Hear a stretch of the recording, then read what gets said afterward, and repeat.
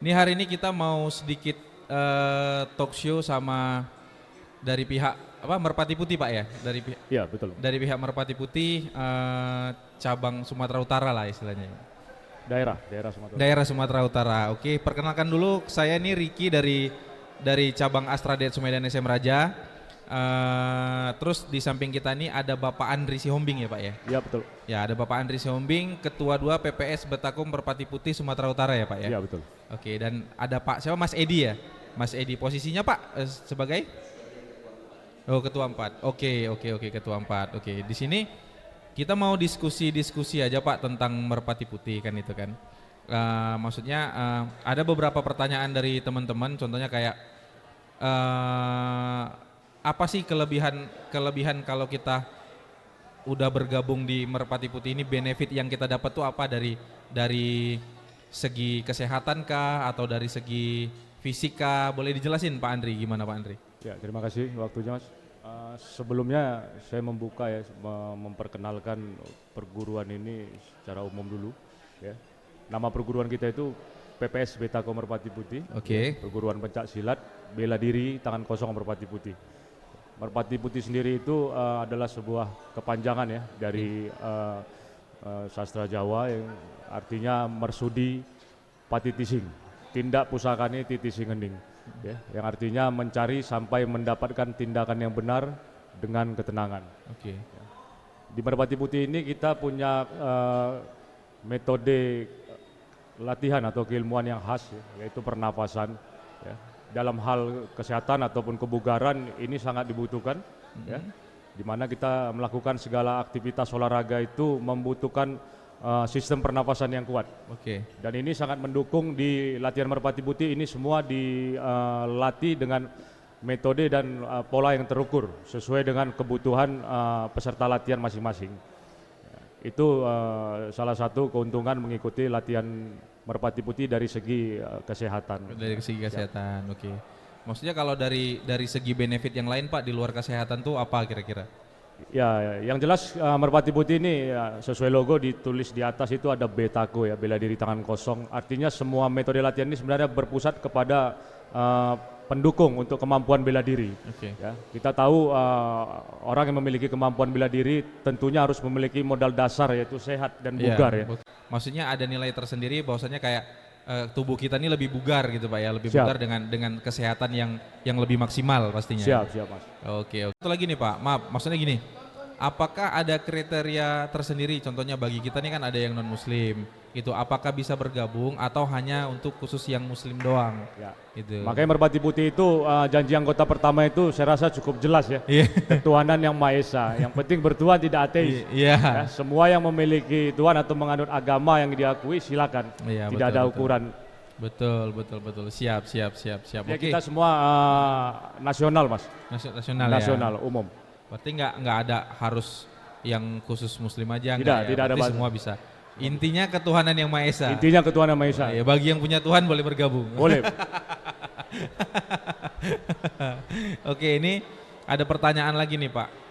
Di daerah atau kota mana aja Merpati Putih pertama kali berkembang di Sumatera? Contohnya kayak kan nih Kota Medan. Kota Medan contohnya yang pertama kali berkembang tuh bisa aja nanti di Deneka atau di daerah manakah itu? Boleh dijelasin Pak kira-kira Pak?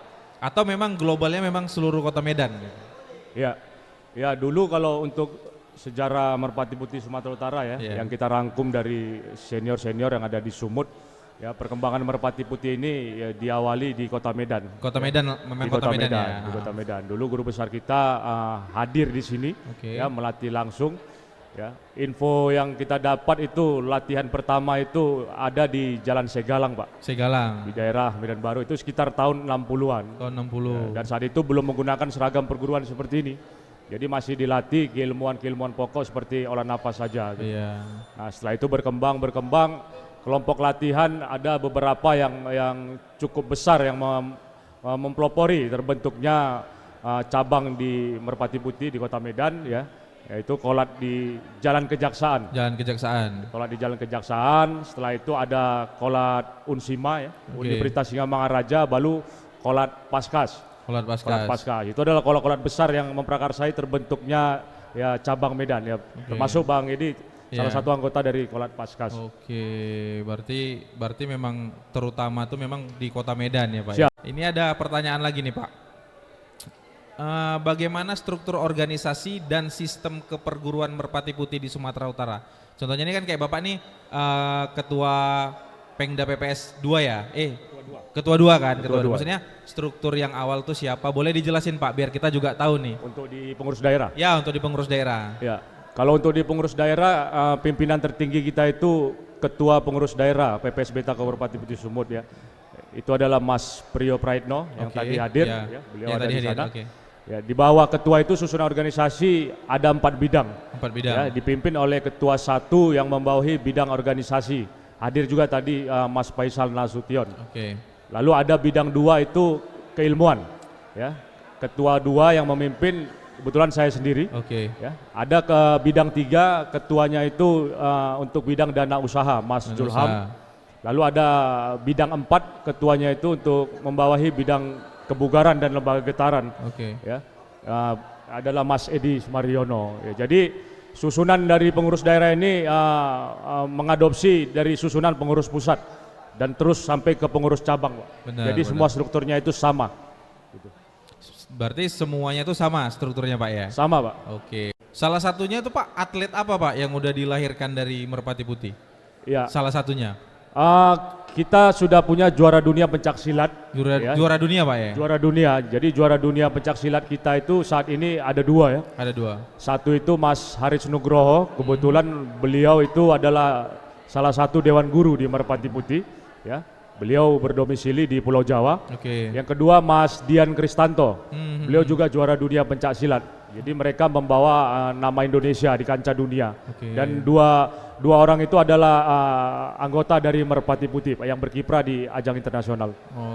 Jadi buat kalian nih yang mau jadi atlet, pencak silat. Jadi jangan sampai salah jurusan. Jangan nanti pencak silat sendiri rupanya nggak tahu arahnya ya kan Pak. Bagus datang ke Merpati Putih, nanti dibina ada Bang Iski ya kan, yang tadi matahin besi. Itu jadi ini guys, jadi banyak nih manfaatnya gabung di Merpati Putih gitu. Lalu kita di kejuaraan nasional internal juga ada kemarin tahun lalu kita kirimkan atlet sekitar 10 orang itu meraih 7 medali emas Pak. 7 medali emas Pak ya. Padepokan pencak silat Taman Mini. Itu prestasi yang masih hangat lah. Yang masih hangat Pak ya, yang di tahun ini ya, belum lagi di tahun-tahun yang lalu ya banyak prestasi yang sudah kita munculkan. Tapi dengar-dengar nih Pak, Merpati Putih ini bakalan launching film nih. Apa benar nih kira-kira? Siap. Ya kita sedang dalam proses ya. Akan sudah kick off ya. Untuk perencanaan proses film dari Merpati Putih. Kebetulan saya salah satu pemeran utama ya? Bukan Pak, statusnya masih casting talent. Jadi mewakili Sumatera. Jadi kemarin kita diundang Pak ya, seleksi online dari seluruh Indonesia. Alhamdulillah saya terpilih salah satu di mewakili Pulau Sumatera. Kemarin baru pulang casting di Jakarta, menunggu tahapan selanjutnya. Mungkin nanti akan rilis di 2027 insya Allah. 2027. Tapi ya, di layar lebar. Tapi boleh dikasih tahu dulu nih kisi-kisi filmnya tuh seperti apa Pak? Nah, kan kita kan harus tahu juga nih kan. Kalau nunggu tayang 2027 kan lama kali gitu. Istilahnya adalah penasarannya sedikit gitu. Kalau kisi-kisi memang casting talent juga masih dirahasiakan, masih secret ya. Jadi ya, intinya ya seputaran bela diri. Seputaran bela diri gitu. Tapi untuk alur cerita juga masih rahasia ini. Iya, kita tunggu aja nanti. Iya. Oke. Berarti kita tunggu nih 2027. Mudah-mudahan panjang umur bisa kita tonton. Ya, harapannya semua rekan-rekan Astra Diatsu bisa hadir lah. Ya, pasti. Nah, itu ditayangkan di bioskop atau di bioskop seluruh Indonesia. Seluruh Indonesia. Udah bisa dibeli itu nanti tiketnya tuh. Pertanyaan terakhir dari kita.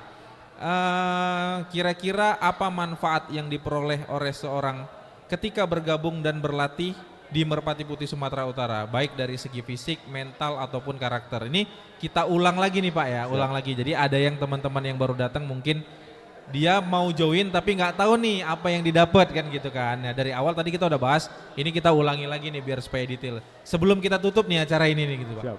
Boleh dijelasin Pak kira-kira Pak? Ya, untuk manfaat yang jelas beragam ya. Beragam, Pak, Beragam sesuai dengan kategori usia. Oke. Jadi misalnya untuk anak usia dini yang tadi saya bilang kategori tunas, mungkin manfaatnya dia mampu melakukan aktivitas olahraga dengan baik dan benar. Oke. Ya, dapat menimbulkan rasa percaya diri.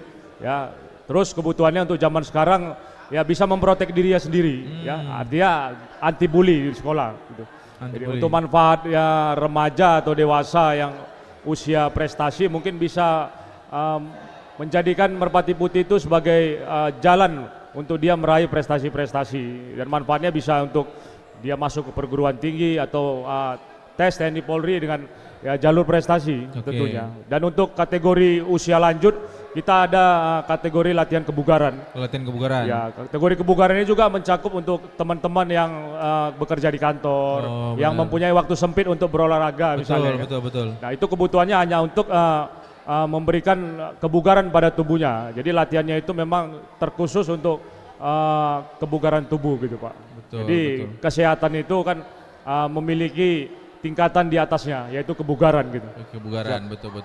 Berarti banyak manfaatnya nih. Jadi kalau yang pinggangnya enco-enco ya kan, kayak bos kita, bos Rashid udah bisa gabung nih harusnya nih. Ya, dia bisa bugar nih kan itu kan, tanpa harus minum obat. Ya Bang Iski tuh Pak sehat aja Pak. Apalagi dia kalau hari Senin Pak, wah dia tuh pembina upacaranya di sini. Energik Pak. Energik dia, tuh ada yel-yelnya sendiri dia. Betul kan? Ya itu makanya. Jadi buat teman-teman nih sekali lagi nih kita ingetin, mau teman-teman yang ada di online, mau itu yang di offline, kalau mau bergabung langsung ke pihak terkait, contohnya kayak di cabang-cabang atau di di pos-posnya tertentu lah, gitu. Bisa nanti kalau misalkan pas kebetulan datangnya ke Daihatsu boleh langsung ke Bang Iski atau nanti diarahkan ke pihak yang terkait di bapaknya. Terus kita kan ini mau ada atraksi nih, ya kan? Nah, kira-kira boleh dijelaskan Pak? Tadi atraksi apa yang udah kita jalankan dan sekarang yang mau kita jalankan nih atraksi apa gitu, boleh dijelasin Pak? Sebelum kita tutup. Baik Pak. Tadi yang pertama kita ada sesi penampilan tata gerak ya. Oke, tata Jadi gerak. Merpati Putih ya tata gerak itu adalah dasar dari semua bentuk bela diri. Ya. Jadi tadi adik-adik kita tadi mempraktekkan metode tata gerak. Setelah itu ada pematahan benda keras. Pematahan benda keras. Ya, itu adalah implementasi hasil latihan dari olah nafas ya, ditujukan untuk penyaluran kekuatan ya. Kenapa kita mukul ke benda keras besi ya kan, tidak ada implementasi yang latihan power ini ada relawan yang tangannya mau dipatahin Pak. Jadi kita sasarannya itu ya benda mati. Benda mati, betul. Dan ada lagi keilmuan khas Merpati Putih yang hanya dimiliki oleh Merpati Putih, yaitu getaran Pak. Getaran Pak ya. Getaran ini satu keilmuan khas yang memiliki Merpati Putih. Ya, jadi dia banyak aplikasi Pak dalam getaran ini ya. Ya, salah satu aplikasi di keilmuan getaran itu adalah bisa melihat dengan mata tertutup. Dengan mata tertutup. Ya, saat ini keilmuan getaran ini masih sangat langka lah. Ya, hanya perguruan kita yang memiliki, dan itu salah satu alasan kita tetap dipegang sebagai bela diri wajib di beberapa satuan elit yang membutuhkan kemampuan itu gitu. Ya. Nah, mungkin nanti ada dari adik kita bisa mempraktekkan langsung di sini. Boleh. Ya, keilmuan getaran dengan metode tutup mata. Nanti dari pihak Astra boleh menguji. Benar. Material yang ada gitu. Ya. Jadi itu guys. Jadi aku ingetin sekali lagi nih.